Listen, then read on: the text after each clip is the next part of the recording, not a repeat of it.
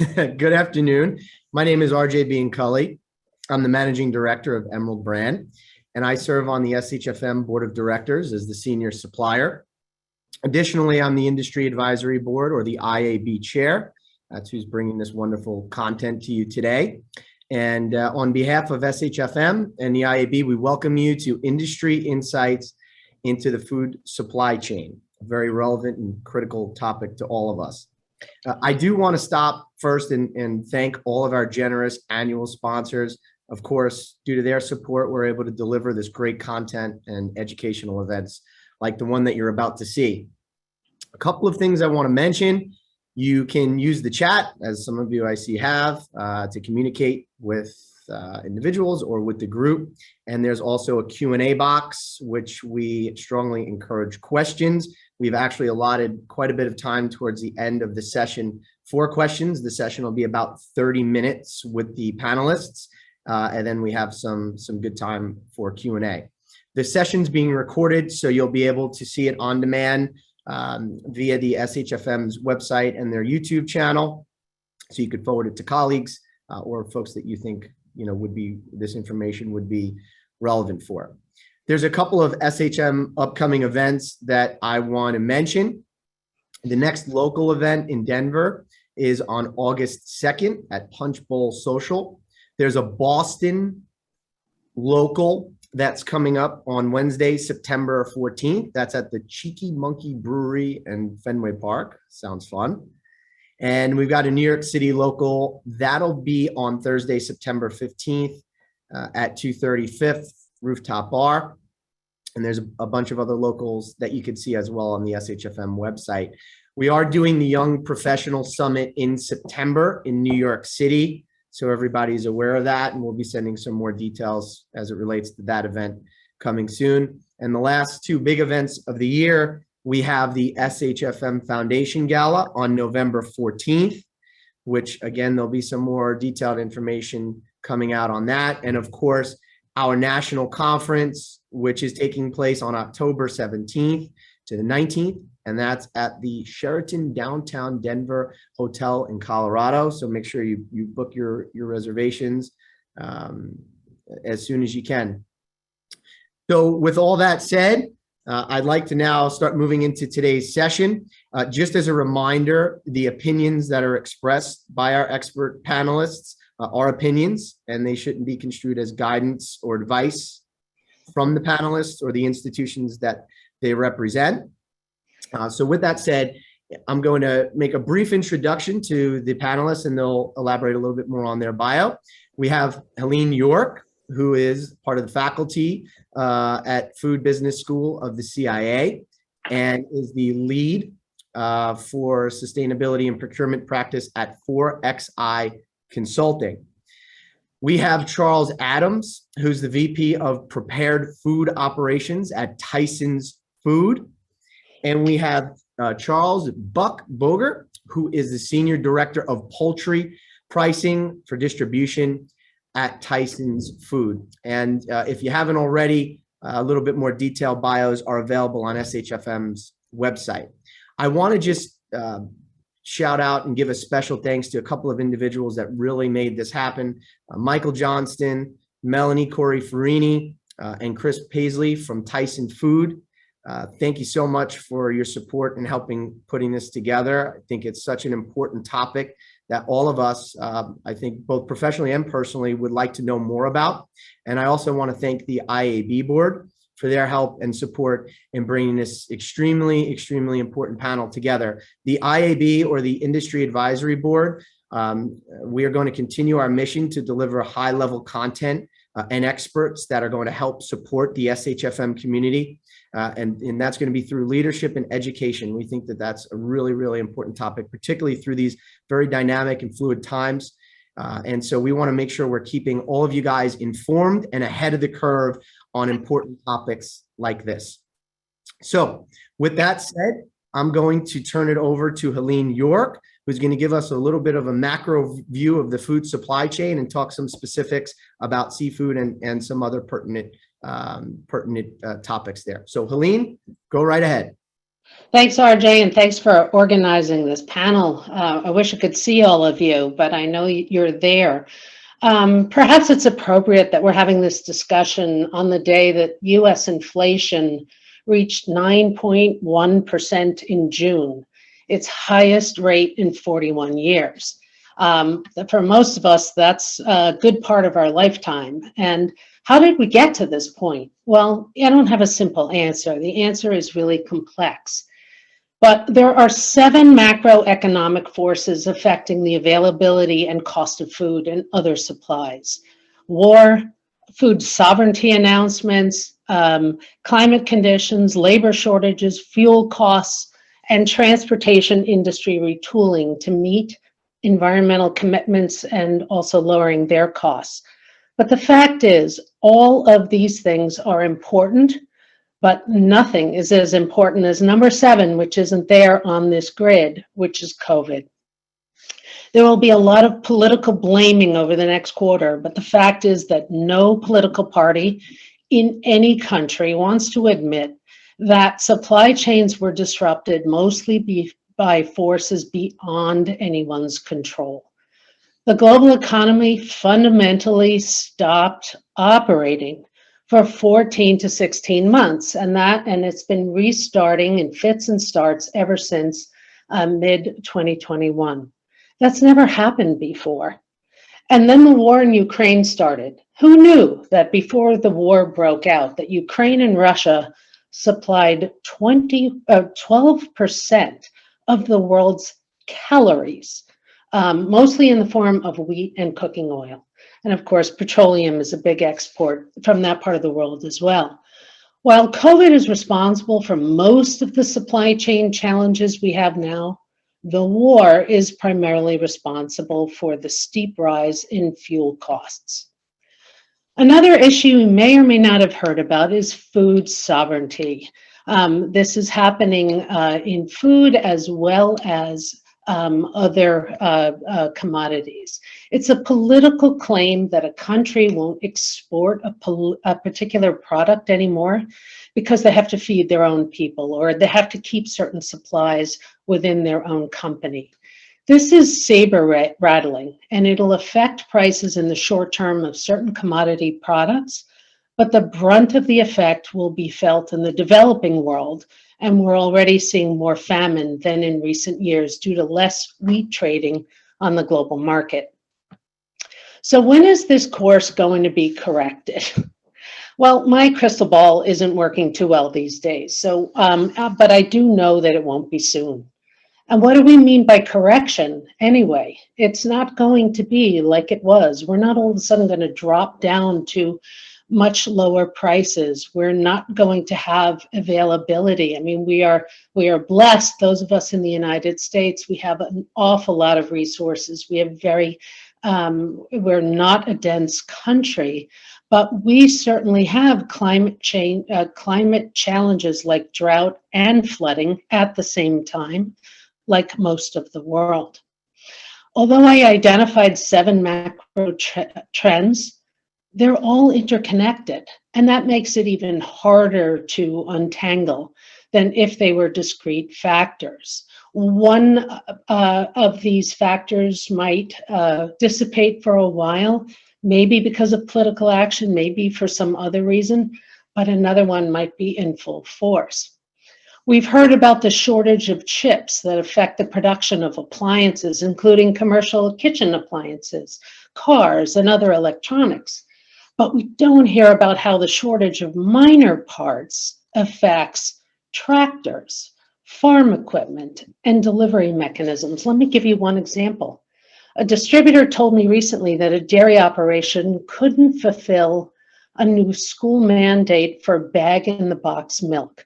It was going to save money because instead of having little cartons, it was going to come all in one machine, and there was money supporting it. The dairy operations had enough milk, they had a cardboard, they had plastic inserts, but they didn't have the little plastic attachment on the bottom that acts like an udder. No udder, no milk. The udder came from overseas. They couldn't deliver the product. As an economy, we haven't retooled to keep all these elements in stock to meet future demand. And where we have, the cost of inventory has been very high, driving up the cost of goods. So let me talk I've got about 3 minutes. I'm going to talk about two really major areas briefly, seafood and specialty crops. In the US, we tend to eat very little seafood compared to Asian consumers and coastal consumers around the world, and very little variety other than shrimp, salmon, tuna, and some regionally acceptable whitefish like tilapia or cod, whether or not it comes from our region. We also import most of our seafood. 65% of the seafood we eat is imported from other countries, technically, but almost 90% is actually imported because 25% of what we eat is wild caught in US waters, but processed in Asia. There's no salmon farmed or wild that is Chinese, but we often the country of origin label on the product, on the salmon, says China, because it's Alaskan salmon that's processed where there are people to process it. I mean, there are literally 10 times more people in Qingdao, China, which is a city that processes a lot of seafood than there are living in the whole state of Alaska. So a lot of the Alaskan seafood is boated to China and then comes to the United States or to Canada. Unlike land animals, fish can stay in the water until they can be harvested. So there hasn't been the culling of fish populations that we saw with big land animals during early COVID. But China has been quick to lock down processing facilities when workers get COVID. They've been in fits and starts for 2.5 years. Well, this is really good news to those of us, all of us who care about food safety. It can cause real disruptions in availability. The other thing that's going to disrupt seafood is the adoption of practices in the shipping industry to reduce climate emissions. And these will affect not only seafood, but fruit, spices, nuts, and other products shipped from abroad. What used to take 30 days will soon be taking 60 days because slower transportation radically reduces energy usage and therefore emissions. And the industry is adopting these measures because they've made a commitment, because it saves them a lot of energy and it saves a lot of cost as well. So the second major category, I think I've got a minute to go, is on specialty crops, by which I mean fruits and vegetables rather than feed crops, which my colleagues on this panel, soy and corn, can talk about much more with a lot more familiarity. The biggest issue here, of course, two things: changing climate conditions and labor. So changing climate conditions, there's droughts all over the world and flooding all over the world, and often at the same time.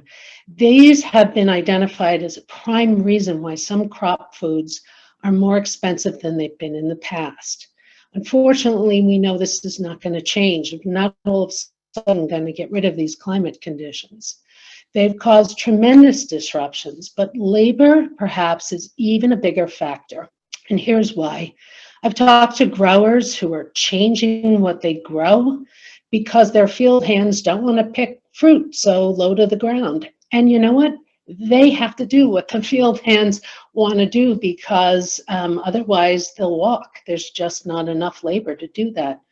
I've talked to growers of heirloom tomatoes, which of course they can pay a little bit better than like string beans because they can get more for it, but they can't get workers because the cannabis industry is stealing them away with triple pay. So I think, and then of course, the biggest labor that we are all familiar with is there are not enough truck drivers.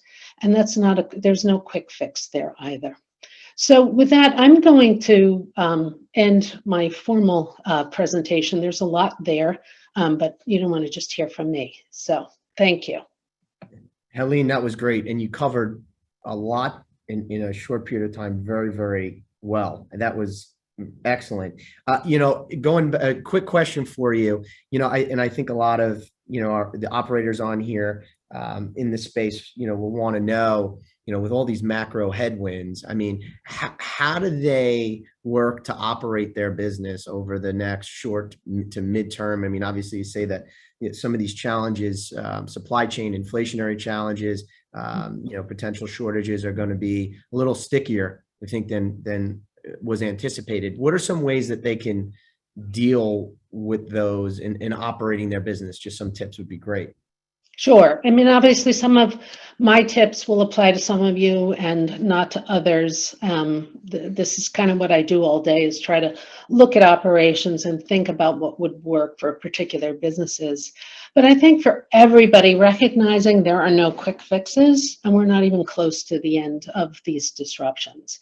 Some have said that disruptions are the new norm. I mean, that's a scary thought, but I think we have to be ready to roll. And part of that is going to be flexible plans for menus, and using this as an opportunity to introduce new things, new ways of doing things.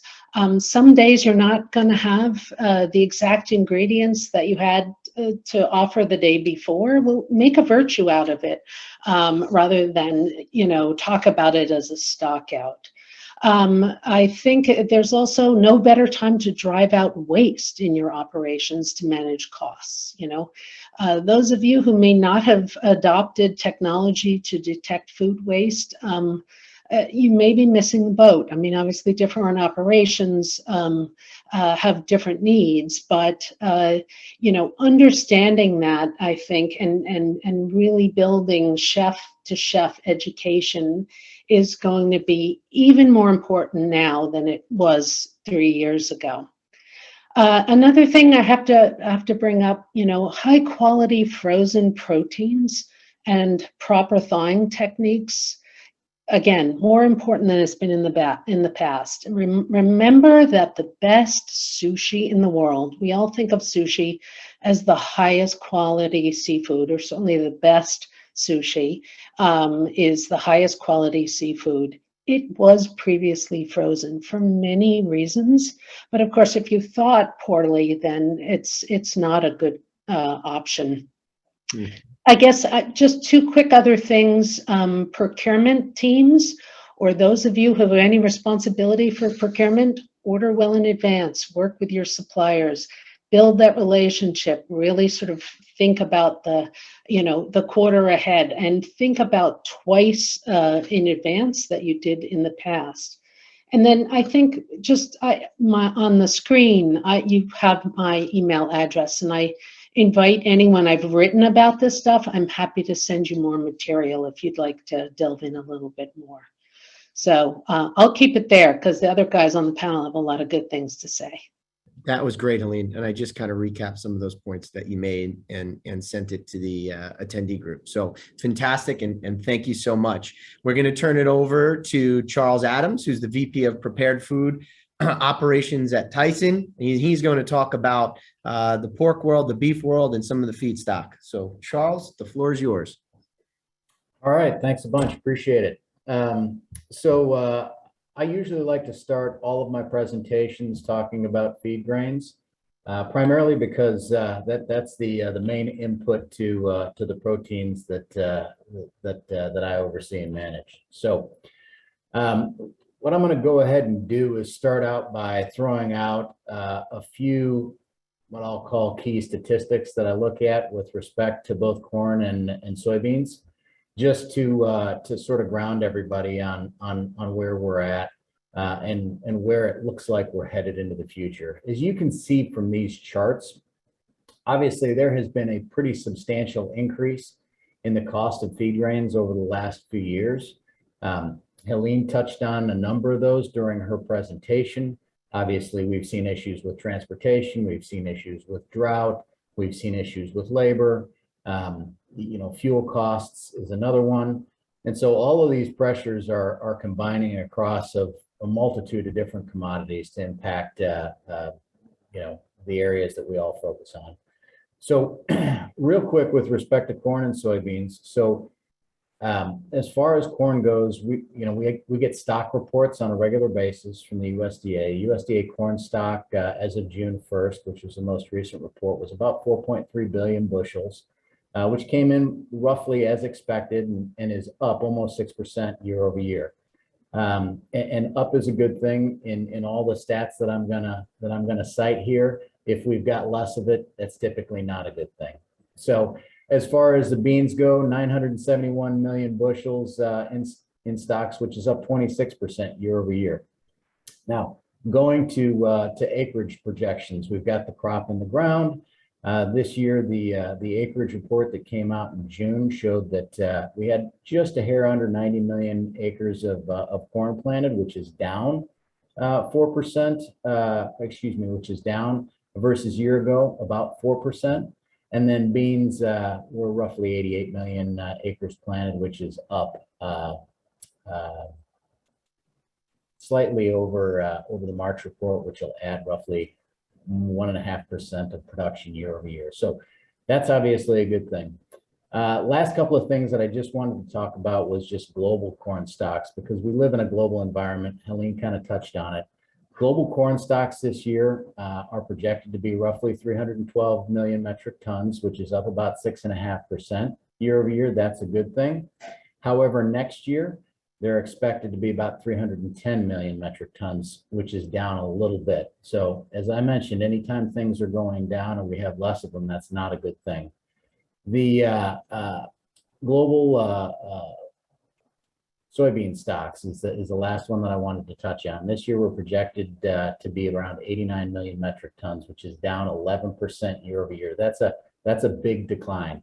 Now, we are going to bounce back a little bit next year, but the moral of the story is that things continue to be relatively volatile with the feedstock side of things, and our issues that Helene had spoken of specifically related to war in Ukraine. And some of the drought issues that we're seeing around the globe are going to continue to exacerbate some of those situations. I'm going to go ahead and touch on real quick the Ukraine before I jump into the other slides. So one of the things that's really impacting corn this year is the war in Ukraine. The Grain Traders Union recently raised their grain and oilseed production estimates for Ukraine to about 70 million metric tons. That's down 35% from last year. So that's a huge, huge decline, right? Under the current conditions in Ukraine, they believe that they're going to be able to export roughly 10 million metric tons of this year's corn crop. And that's versus 19 million metric tons last year, which is down about 50%.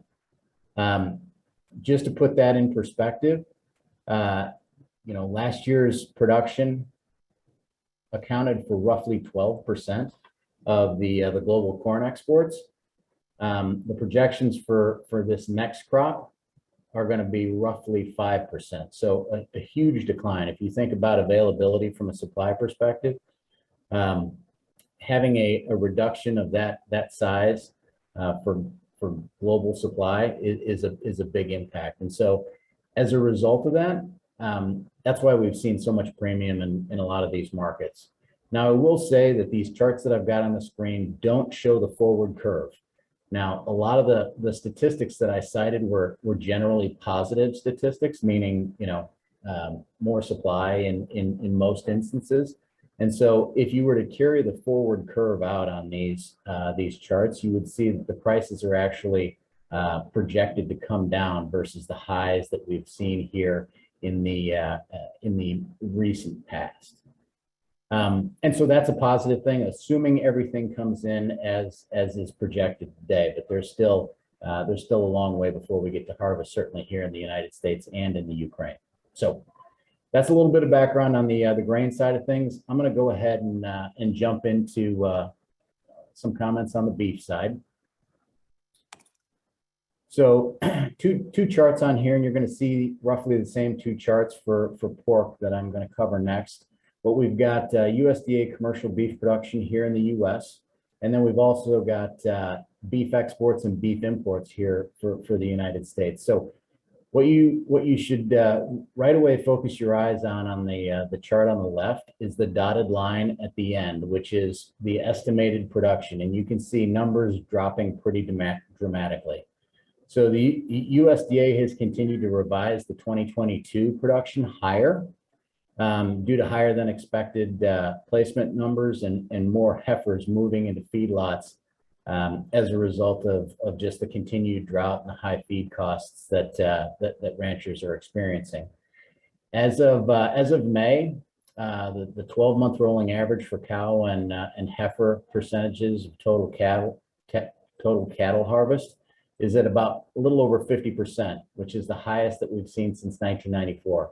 What that means is that we're in the process domestically of liquidating the herd. That's not a good thing for the future, just because the cow herd is essentially the production engine of the cattle and beef industry, right? And so if we've got less cows, eventually we're going to have less beef. Now, I will tell you that just from a long-term perspective, because cattle are the biggest animals, they also have the longest life cycle, and their cycle is much slower than, say, chickens. And so, unfortunately, with a reduction in the production engine in beef, this is going to last for a period of time, because what's going to happen is as we liquidate cattle, eventually we're going to get to, I should say, as we liquidate cows, we're going to get to a point where we actually stop liquidating them, and the herd is going to bottom out. At that point in time, supplies will be limited from a beef perspective, but they'll actually get a little bit worse as we move into the expansionary phase. And the reason for that is as we start to hold back heifers, those won't go to feedlots and they won't go into the beef supply. And so there'll be a second wave where we start to hold back heifers for added production into the future. Eventually, after we get through that cycle, you'll start to see beef supplies rise and become more available. Now, I know I'm getting a little bit short on time. I will tell you that if you look at the import-export data, you can see that beef imports and exports are relatively balanced. Obviously, if you look back early on in the chart, we had during the 2014-2015 timeframe, that was another area of contraction that we underwent in the U.S. You can see exports were down and imports were up pretty dramatically. Since that time frame, once we got through that contractionary phase and we're in the expansionary side of things, you can see exports ramped back up and have basically come in line with imports. It's more of a mix issue that we see. So I'm going to transition real quick over to pork and just touch on those so that I don't use up too much time. Again, here on the pork production side of things, I'd ask you to focus on the dotted line. On the chart on the left, you can see that it obviously is down from the peaks that we saw in 19 and 20. So again, less supply is never good when it comes to the price side of things, but it's not nearly as contractionary as say beef is projected to be.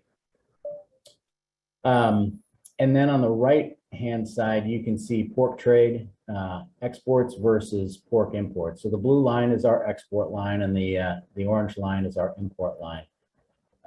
Really important aspect of the pork markets is exports, right? And some of the things that Helena had mentioned are going to impact the pork side of things. So we when we see a global economic downturn, typically we find ourselves in a position where there's more supply than there is demand, and so folks are anticipating that. You start to see that production curve go down, and then the export curve starts to go down as well. I think that's probably a good place for me to stop. Thanks, Charles. That was really insightful. So just want to clarify a couple of things. So feed grain, which I put in the notes, at least coming out of the region where the Ukraine-Russian wars are down roughly 50%. And these are grains that are used to feed cattle, basically livestock. Am I correct in saying that? Yep, absolutely. That's right. Okay, so if we see a pretty significant, I think in commodities, I think you said it went from 12% of the world's production down to 5%, or something around that matter, down about 50%. How does this, amongst all some of the other headwinds that Helene was talking about, so labor challenges, high fuel costs, general inflation, how does that kind of affect the global supply on the beef pork? Or, I mean, is that going to contribute significantly in increasing in prices? Is it going to be challenging just short term to supply? Where do you kind of see that going? Yeah, I mean, when you've got expensive feed grains, obviously that makes everything else from an animal production perspective more expensive, right? And so in addition to the other challenges that producers are facing with, labor costs and fuel costs, it's just one more headwind that they face. When they're looking at that kind of uncertainty, the bias is generally for folks to produce less, not more, right? Because the environment is looking very challenged in the future. Now that does a couple of things. It reduces the amount of supply that's available, but it also supports the prices in order for them to be able to turn a profit and run their operations at least somewhat profitably. And so absolutely, if we get into a position where we're seeing substantially less grain available, that's certainly going to be a signal that's going to last for multiple years into the future with respect to livestock production. The one other thing that I would make sure to add is that when we see the environment that we've been operating in for the last couple of years, and Helene had mentioned it with just the sort of the fits and starts that we're seeing in all aspects of the supply chain, that adds another layer of complexity into certainly the meat space, but also the grain space as well. Unfortunately, meat is not nearly as stable as grain is, unless you freeze it appropriately, as Helene mentioned. But it does add absolutely some more complexity to the environment that we're operating in. Very, very interesting. Thank you. That was great. And so we're going to move on now to our final panelist, Buck Boger, and Buck is going to talk about poultry. All right, Buck. RJ, thanks for everybody for having us here today to kind of talk about these things we've been working through for the past few years. And what I wanted to do today was just kind of present a picture of the present situation, how we got here a little bit, what we as an industry in the poultry industry are doing about it, and where we think it's going to go. As it says in my bio, I work on a pricing desk for distribution, and so my team we price everything from the biggest distributors to the smallest, all non-com, all military. So we get a chance to have a really good picture of what's going on with the sales team, what's going on with customers, what it is that they need, and then also our business partners. And so we kind of, it's our goal to hit a win-win.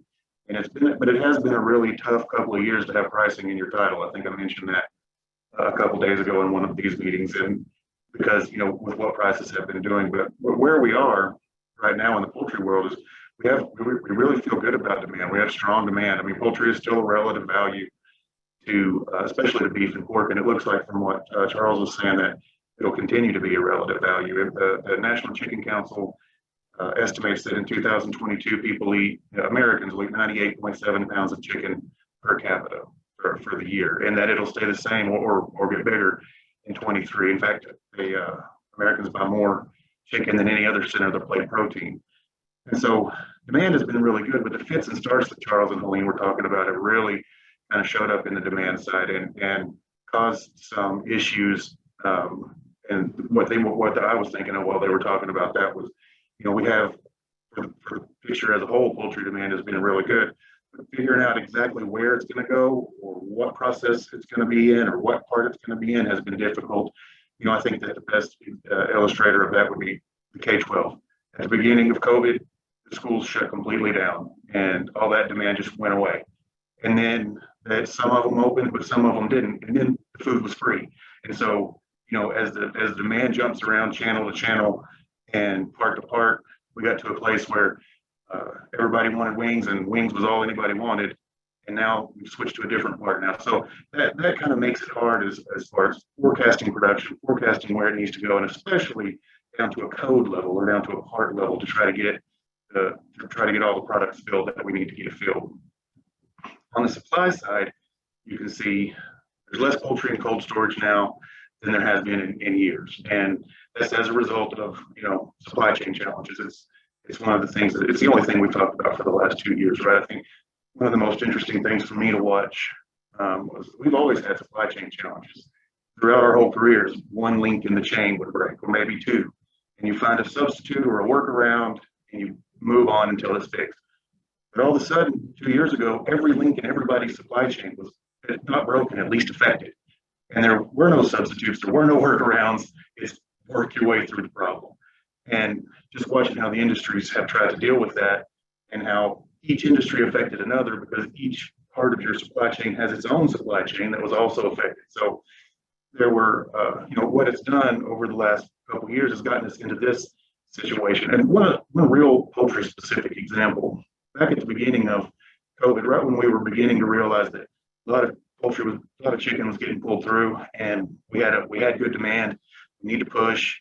All of a sudden we realized we have a hatchability problem. The industry realized that our hatch was at 83, 85. Now it's at 80, sometimes lower.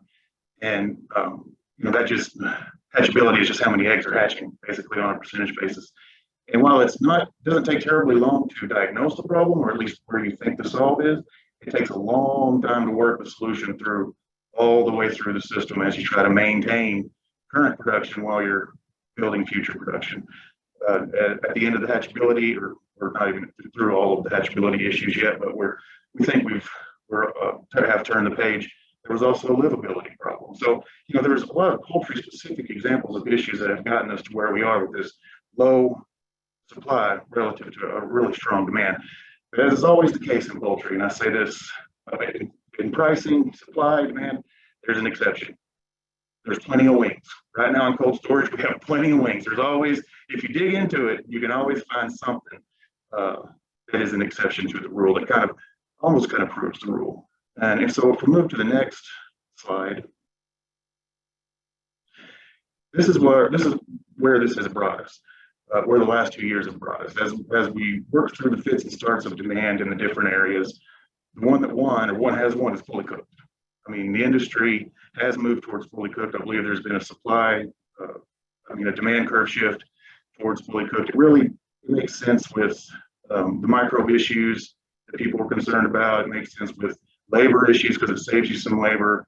And so all of the value added, all of the expansion news that's come from the industry has been on the value added, specifically fully cooked. And you hear companies are going to put down a plant, expand a line, add a line, all of it's pointed towards fully cooked. But there's not been any news on broiler expansion or capacity expansion in broilers. You see that the USDA predicts that there's going to be a 1.26%-ish increase in broiler production for 2023. But without any news out there in the industry on expanding capacity, the thought is that the industry and what we're trying to do is expand our capabilities within our current footprint, improve our efficiency, improve our product mix, so that the meat is pointed at the right types of products. And that's really the reason for that is, and Helene mentioned this earlier too, the inflation this morning. In this uncertain environment, it is it's difficult to make decisions that have as long-term impacts as putting down new broiler capacity, because you're talking about live animals. And once you get it built and once you get them growing, you got to have something to do with them. Charles mentioned that the life cycle for a broiler is 4 to 6 weeks, or not the life cycle, the growth cycle for a broiler is 4 to 6 weeks. And that's true once you have the bird and a house to put him in, the feed to feed him, and a cell for when he's grown. But if you don't, and you're speculating or you're figuring, the questions you have to ask is, where are we going to build the houses? That's always that always seems to make the news. Somebody wants to put up 50 chicken houses somewhere. Somebody's upset about it. Can we staff it? Can we staff the houses? Can we staff the plants? Can we afford, if we can get the staff, can we afford it? Can we feed these chickens? Can we supply all the other ingredients that go along with raising these chickens? Can we transport them? There's all kinds of these questions. And once we do decide, yeah, we can afford all that, or we can find it all, can consumers afford it? Do they even want to pay how much we would have to charge in order to sell all of these chickens? And what's the Fed going to do? As Pauline was mentioning, after that number this morning, I think everybody's scratching their head about what the Fed's going to do. So, where the industry is in right now, and to answer this question, to supply all the WIP or the work in process for this new value-added expansion is just make sure you're producing the maximum amount you can within your current footprint. I know I heard an industry exec the other day say that his company had the capability to produce 47 million head of chicken a week, and they weren't anywhere near that number right now, partially because of hatchability, livability, partially because of inefficiencies, and they're working to get all of that filled out before there'll be any broiler expansion. And so the next slide kind of talks about where these dynamics are taking us. We use EMI as a forecaster. That's the one that we've come to rely on the most. We think they under forecast a little bit, or have been consistently under the market a little bit, but closer than any of the other forecasters that we can find. And we combine all these parts of the chicken together, these four, because if you put all four of them on there and you put 5 years of history and a forecast, I mean, it begins to look like a noodle bowl, and you can't really draw any conclusions from it. And typically, when you break down the parts, you're a little bit wrong on one and a little bit wrong the other way on the other. And so we kind of combine them together. But at the end of the day, poultry is going to be higher for the next few years, at least until the end of next year, according to EMI. But all of that's going to be based on breast meat and tenderloins, because the wings are coming back down. The wings flew high, and they flew high for a long time.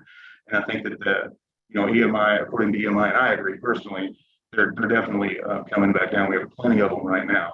And so our job on the pricing desk is to just take all of these dynamics, talk to our customers, talk to our salespeople, talk to our operations partners, and say, where's the win-win? How can we help everybody figure out what the right thing to do is?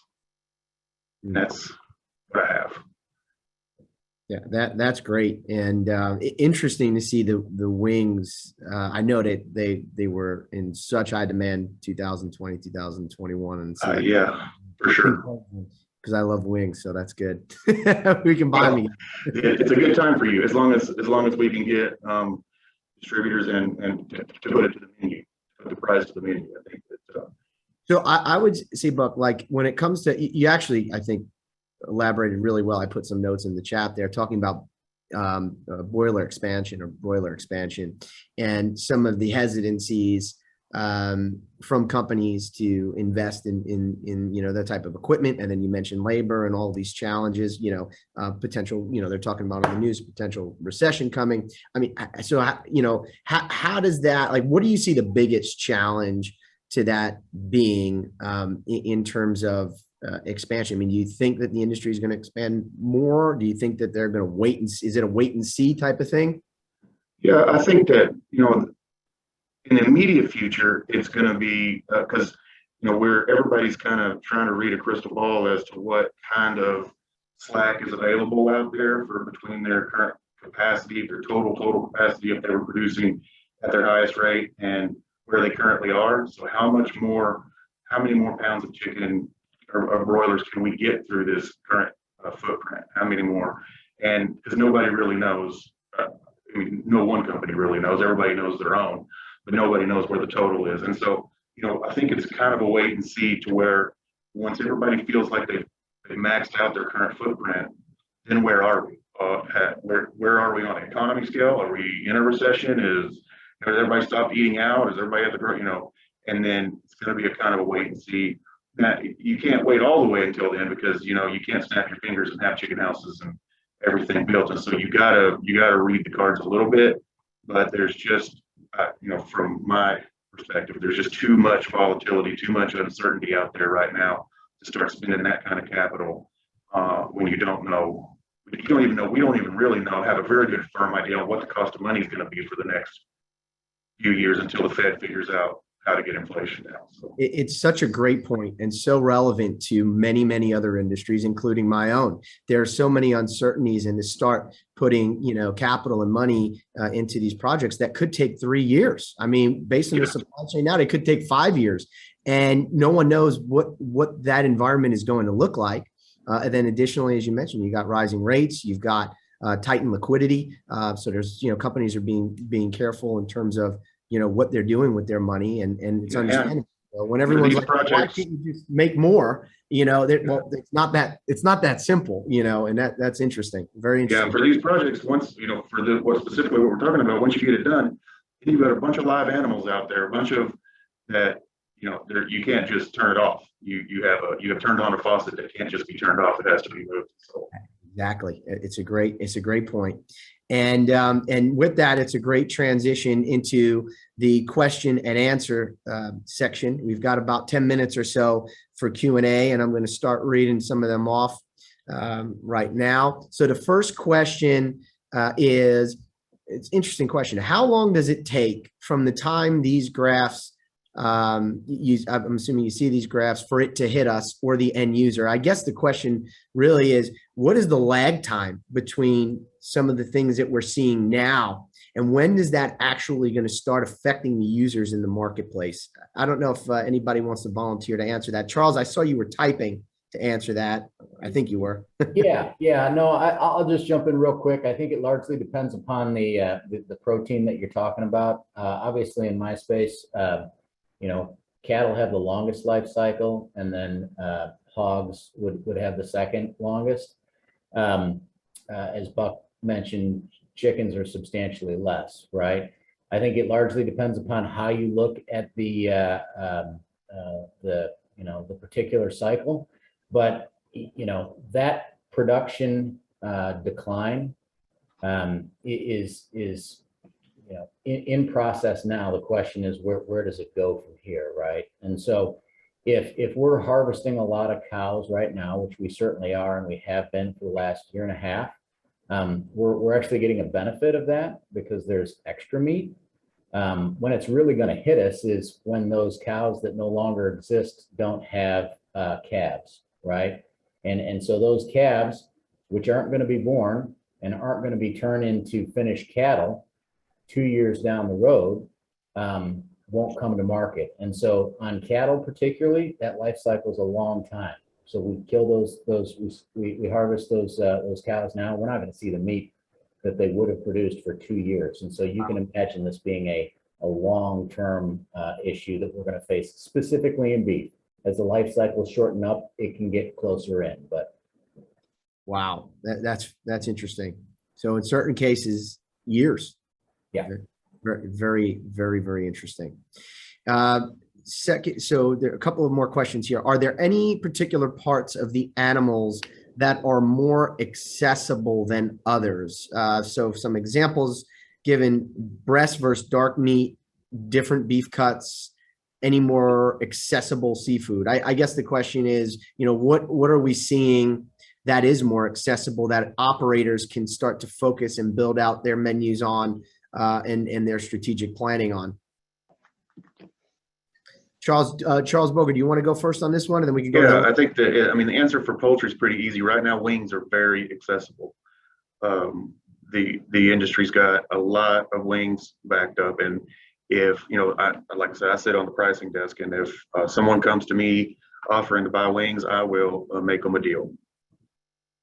So for poultry, the easy answer there is wings. If you can dig into some other stuff a little deeper and start talking about is fully cooked and par fry and things like that. But as far as parts of the animal for poultry today, it's wings. And as you said, RJ, this day last year, it was not wings. We couldn't find wings anywhere. So you got to kind of keep track of that stuff.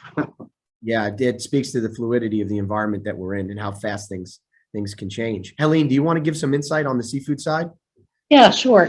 What's really odd about how we eat seafood in the United States is that we think of seafood like we think of chicken or beef. There's the center cut, and that's the center of the plate, and it's got to be 6 ounces. And that is a very small percentage of the weight of most fish. Cheeks, colors, bellies are the most delicious parts of most fish and the healthiest parts. And they are typically cut in processing and discarded. If they're processed in Asia, they're sold to local markets there. If it's processed in the United States, then they are discarded. Unless it's really large operation, then it becomes cat food. So I would say this, and that is, if you are in a position to work with a seafood processor, find out what's possible. Find out what you can buy that may be considered waste right now. And you can probably get a very good deal if they're not able to sell it. So that would be my first order. The second thing is, there is quite a bit of frozen. I can't give as specific numbers as Buck did on frozen stocks. But a lot of distributors have a fair amount of frozen fish because they know that it takes a while for the boats to come. And so that's a matter of building the relationship with your distributor. Yeah, I truly believe that is always a good way to go, is to have constant conversations with your distributors. it's so true. And in our space, we're saying the same thing. And, it's interesting looking at what you were talking about before on some of the import challenges and the lag times in containers. And what could be very interesting is if the tariffs come off from China, and how that will affect the volume of containers that are going to start coming from China now, and how that could throw the import markets into complete disarray. And to think that 90% of our seafood is imported, a lot of it from the far west, that's something that I think everybody should be looking at in terms of their supply chain in a much more macro level. So very, very interesting stuff. Can somebody tell us, because this wasn't actually spoken about, and we may have time for one more question. Could somebody tell us what's going on with fertilizer? I know Russia is one of the largest producers in the world of fertilizer, and they're, in a sense, weaponizing it. Is there anybody that would volunteer to give some insight into that? Yeah, I mean, I can speak at a cursory level on it. So Russia produces a ton of fertilizer, which is obviously pretty important to row crops from a global perspective. There has been a huge increase in the price of fertilizer. And I would really just roll that into all the inflationary factors that are facing producers globally today, right? I mean, you could just throw that on the pile in addition to the fuel cost increases, the labor cost increases, the equipment cost increases, lead times. It's just one more thing that producers are being faced with. And so it certainly does have an impact on row crops, and I'm sure probably Helene could speak to it, but to other crops as well. Yeah, I would just second that point. And I want to remind people that whether we're in a recession or not, it's a very artificial distinction. There is literally a council of economists. There are like 8 guys who look at all the data every month, and they do this whether we're close to inflation or not, and they make the distinction whether or not we're in a recession or not. And what I'm saying by this is, it doesn't really matter, except maybe psychologically, if we've tipped over into another. We are having recessionary pressures, and we're having so many different pressures right now that let's just assume we're already in a recession and act accordingly, and don't wait for an official designation. This is really about what you can do to moderate your prices. And maybe we need to take a cue from the CPG industry and modify the quantities that we're serving in the pack size or at the price. Obviously, birds are a particular size and beef is a particular size, but there are many things that food service operators can do to think about how we satisfy customers, give them delicious food, but put less on their plates. Very Very interesting. Very interesting. I think that's a really critical point. You know, with respect to what folks need to do to try and manage their businesses. I think one of the questions asked earlier was, you know, is there an item that's a particular value? You know, Buck mentioned wings, but it for all the proteins, it's going to change consistently. And so I think something to be very cognizant of is how you can be as flexible as possible with respect to your menu and what you're serving. You know, I think that dovetails off of the comments that Helene made as well. You know, certainly something that is going to allow people to be more resilient and drive the value that they need to drive in order to continue to deliver for their customers. Great. Yeah, that's great. And we've got time for one more question. So let's look here. I know we've got a couple in the queue here. So this is actually could be an interesting point, and I don't want us to go over, but this is an interesting question. How do you think the rise of plant-based meats fits into all this? Do you want to start, Helene, and then Buck and Charles, if you have anything to add? Well, of course, the big meat companies are now big protein companies, right? There have been investments in alternative meats. You know, I think one of the things that the alternative meats do is give us the opportunity to be flexible, especially in protein portion sizes and how we mix it with other lentils, how we mix it with mushrooms, how we mix it with beef or chicken. And so I think there is definitely a place at the table, but obviously there are pressures there too. During COVID, some of the big producers of alternative meats found that, you know, brilliant idea, grow Canadian yellow pea. Well, they didn't anticipate the scale, and all of a sudden there was this need and not enough supply. And I would say that, you know, anything that this is all think of our economy, think of our food planning as like a giant ship, and then think of it trying to turn. This is not something you can do on a dime. And there are many factors, weather and fuel costs and so many other things, the labor to do these things, the skilled labor to do these things. But I guess my bottom line is I think alternative meats definitely have a role here. And but don't assume that the price of alternative meats is going to be consistent, because there's plenty of volatility built into the production and distribution of those products as well. Very interesting. Similar parallel to what we're seeing in this energy transition. Big ship trying to turn, and you know we're getting there, but there's challenges involved, as we all can see. Buck, Charles, you have anything to add to that? I would just add that I think it's not an either or question. It's an and, right? You know, I think everyone realizes that protein is important.